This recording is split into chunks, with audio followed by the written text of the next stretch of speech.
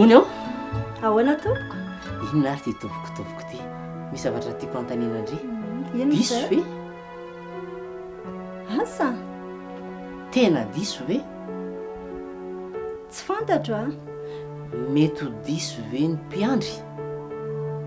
metodiso ny mpiandry de tena diso hoe mpiandry raha mba indray mandeha ny tsy mahandry tena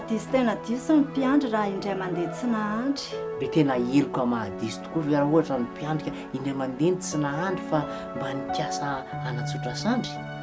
tena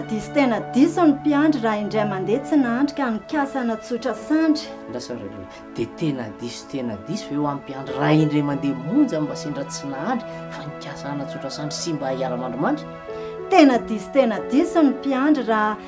nikasa anatsotra sandry sy ara-mandromandry na dia indray mandeha monja azy de tena diso meloka tsy azo mpanafana mihitsy hoe mpiandry raha indray mandeha monja ny tsy nahandry fa mba nikasa anatsotra sandry miara-mandromandry amin'ny ondry ray nandrasany tena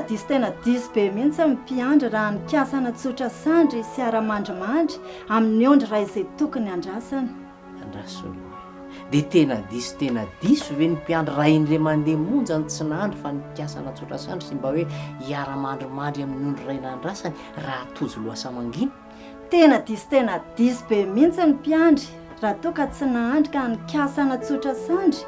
sy ara-mandromandry amin'ny ondry ray izay tokony andrasany eny na dia amin'ny lohasamangina azy satria tsy ny lohasamangina jerena fandriamanitra ao an-tapony loha andrasolo kabary zato fa miteny rehefa marina tokana tena